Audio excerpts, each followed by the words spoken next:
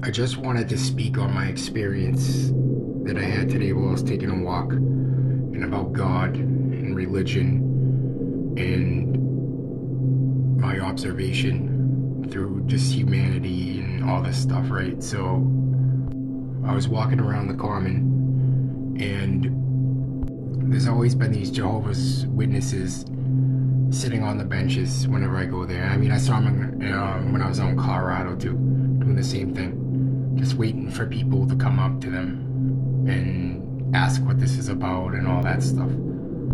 I'm well aware of what Jehovah's Witnesses are. I mean, I'm very, very well versed in religion in general.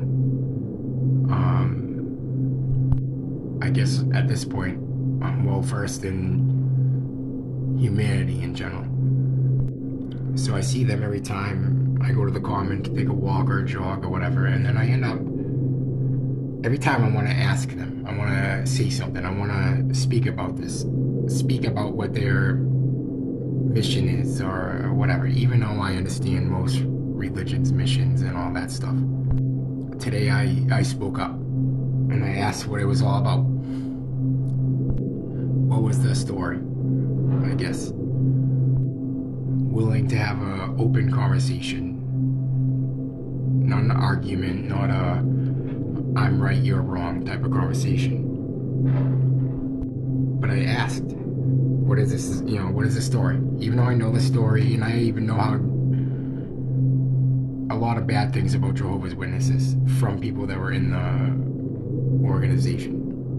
My neighbors upstairs for 10 years as a kid were Jehovah's Witnesses. I've seen a lot of this stuff firsthand, plus information that comes out these days, especially with the advent of YouTube and ways to speak your truth and all that stuff. We're not going to get into that. I know that, and I put that aside for this conversation. There was this man, a young couple, looked like they had to be like 20, and then like a older gentleman who basically looked like he was more in charge than the rest of them. There's definitely a hierarchy to these things. So I straight out asked him, I was like, what's this about? And he started saying that the world's gonna end, it's not gonna be over, but basically that the Bible is, the word. The Bible is the answer for all of this stuff. And I got a bit confused because technically, I mean, Jehovah's Witnesses they've been around forever, for a long time. They believed that the world was going to end because of the world's sins and all that stuff, right? And I asked him that. I asked him, I was like, what made your organization flip the script? I was like, is it to get more people? Or because it didn't happen? And why are you trying to, why is this your method of getting people into this, whatever. So the conversation got off track. He didn't like the fact that I questioned anything. Like, I know the truth. I know that you're God, we're all God, we're all Jesus, and that's what Jesus' teaching was. Jesus' teaching was, you are God. You are an extension of God. And you could tell that started to trigger him. And at this point, I was hearing him out. He was showing me Bible passages that actually kind of prove my point if you actually read beyond, like, the way it's phrased in the Bible. The Bible is a whole nother thing, which I'm not going to talk about now. So I can't, I guess, recall and record everything that went on during that conversation, but I noticed a trend. Like, I was open to hearing what he had to say, but every time I started to put in my own view, it didn't matter exactly, the wording or anything like that, I would get cut off. And he would start to get triggered. And from, what I know about religion, religion is there to, I guess, give you, I don't know, a sense of security, and control and all that stuff. That it goes way deeper. Maybe I've watched some videos on this, especially about I brought up, everyone thinks Jesus is the savior, end all be all, and he's coming back and stuff, and it's like he's you. That was Jesus' teaching, and there's a lot of, I believe there's like 4 main, I don't know what they're called, Bible versions that were accepted at a certain point in history. The rest were tried to be destroyed and all that stuff, but no one mentions the fact that Mary Magdalene, was Jesus' wife, because at that time women,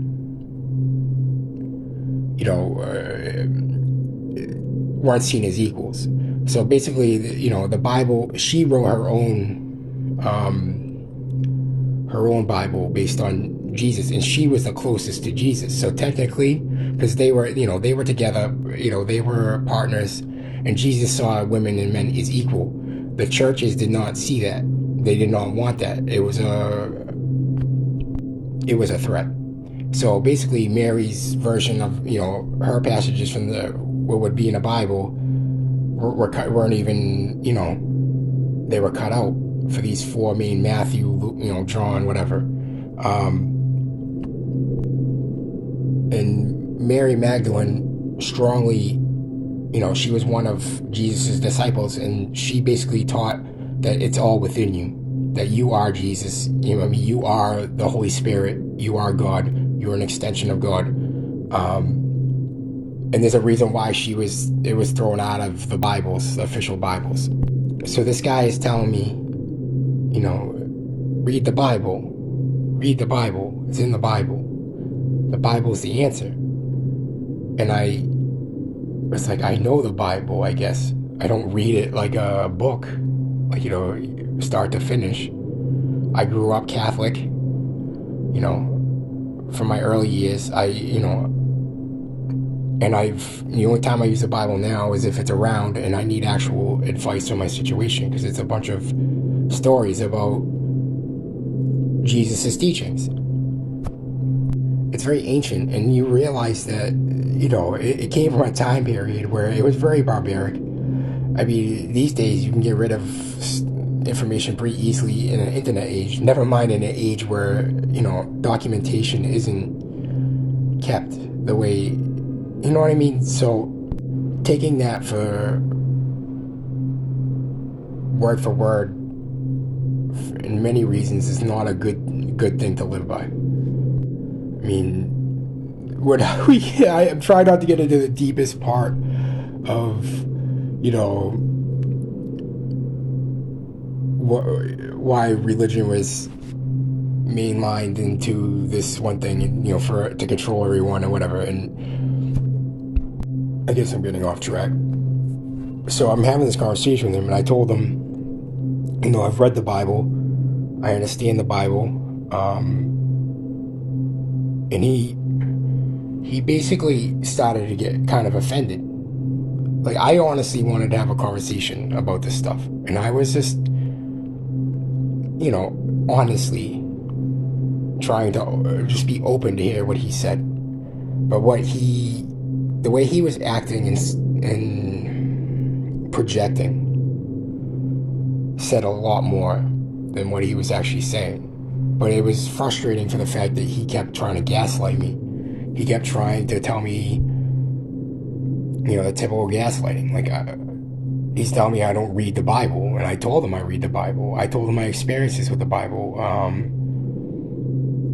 and he was gaslighting me. And I realized, I was getting a little frustrated, but he was getting very triggered to the point where he's like, you should just go.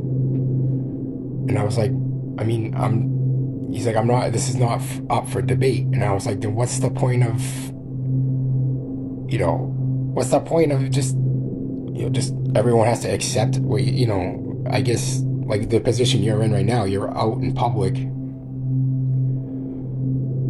mean, basically looking for the weakest of the weak, the loneliest of the loneliness, the lost of the lost to come up to you. But when someone actually comes up to you, I mean, I respect your views, I respect your everything, but where do we get with no conversation? It's not a debate. I'm trying to have a conversation, is what I was trying to tell him. I'm trying to understand it from your point of view. But I guess, I mean, he started to crack. Like, you know, he was a bit shorter than me. He was a very short-statured man. I'm not judging anyone, but when people are, I don't know, you could tell he was intimidated. And then, you know, the fact that I noticed this with a lot of people. A lot of people. It doesn't matter religion. It doesn't matter anything. When you tell someone that the teachings of Jesus is that you are Jesus and to be Jesus, it's not outside of you. And that was the teachings of Mary Magdalene too. And that's why, you know, it got completely cut out of the Bible. She's cut out of the Bible of Jesus as Jesus' wife, you know, as Jesus' partner. Because that could, you know, cause some trouble, you know, it would make religion pointless. I mean, if you actually look at it, there's hints in the Bible. I watched a video on this by Christina Lopes. I might link her somewhere. There's actual evidence in the Bible, in the whole story, that she was Jesus' main person, right? She was the last one to be with Jesus. She washed his feet before he died. She was at the cross, you know, which isn't reserved for people who are prostitutes, like the Bible has made her sound. And I think that's funny because he brought up Jesus' last day and all that stuff. And I was like, this can't be that accurate. Like, you know, first of all, we weren't there. But, you know, there's no mention of Mary. Like, you know, and Mary is actually on his last days. And I guess if it's your last days, you know, before you're, you know, crucified, you're going to spend it with the person that is the closest to you. You know, and she was a disciple of him. So it's all fishy, but I'm getting off track again. People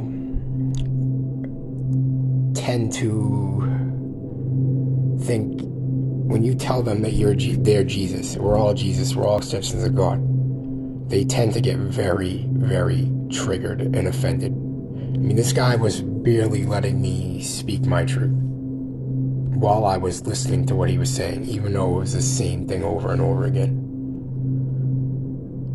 Your power is elsewhere. And I guess that frustrates me, but I have to see it with compassion. But I saw him getting triggered. And I mean, maybe I was triggered, but it wasn't in a bad way, and I wasn't taking it on anyone else. I guess I get frustrated always when people kind of gaslight me and don't see what I'm saying. You know, they don't hear what I'm saying.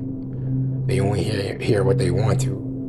It's like, so there's no wiggle room for understanding from at least one side of it. And it kind of baits each other on and all that stuff. But he got to the point where it definitely triggered him. And everyone, you know, the other people were kind of away, but still next to the bench. And I was just at, you know, I was like, try to see what I'm saying. Like, that's all I'm trying to ask you. I don't need the whole story. I don't need to be told. I was like, why does anyone else, you know, he kept asking me, how do you know that, like, you're a God, you're Jesus? How do you know that? I was like, I don't need a book to tell me that. I don't need someone to tell me that. I mean, I've been through enough religion BS in the world to actually know this stuff. I mean, there's a lot that has gotten me to this point, but he negates my whole experience based on his one-track mind, and I realize it's not even my fault. It's not like him getting triggered and kind of gaslighting me, pushing me. It was not my fault, and it's like it was hard to detach in that moment. And, you know, I guess I got to the point where I did bring up, the actual facts about Jehovah's Witnesses, how they're not a very good organization. They're very shisty. They basically, I asked him, so what happens if I join? He's like, you can't join. You gotta study the Bible. I was like, well, I read the Bible. He's like, you can't join. But what I was trying to get at is asking him what happens if I wanted to leave. And that's the thing, especially with Jehovah's Witnesses. I mean, their story, their is no different than any other major religion, right? But when people try, it is somewhat of a cult, and there's money involved, and controlling of lives and families, and controlling of people who do not know better, do not know that they are, even the Pete guy I was talking about, I don't think he got offended at the fact that I said that he was God. He's like, I'm not God, I'm not Jesus. But the people who started the religion, they knew this was a thing to exploit. And I tried to ask him, well, what happened if I joined your religion and tried to leave? And he, the actual real world allegations and stuff, I've seen videos of Watchtower, like Jehovah's Witnesses, like, ex-Jehovah's Witnesses, and how their lives are like shunned and they, ruined when they leave the actual Watchtower or whatever. And every time I asked a question about that, he deflected it very, very, very, very, very smoothly and gaslit me more. But I realized that, like, he's just following, he's lost. And, down the line through, this religion's been around forever. I mean, everyone else is lost. It's like blind leading the blind. And he's like, you should walk away. And I was like, you know what? It took me a minute to walk away. I'll admit it. I'm going to admit it. It took me a minute. I guess I was just done being gaslit, being told, invalidated by, even though I could give actual, like, understanding, my story, I could have gave a million reasons why it was valid, and I guess it is my truth, and this is his truth. But you could, before I left, I was like, I'm just trying to talk about this stuff, right? And I can see you're very, very triggered right now. Like, and I guess that's not my problem, air quotes. And I told him I understand that most people do not like the power of being God and all, Jesus, and taking actual, it's all within you, especially with your life and all that stuff. And I could tell it struck a chord in him. It triggered him in a weird way. I don't think he will ever leave the religion or anything like that. And I kind of made like I don't know if this would be considered like a shiesty or bad remark, but as I was leaving, I was like, I could see this triggers you, and it's maybe deeper than my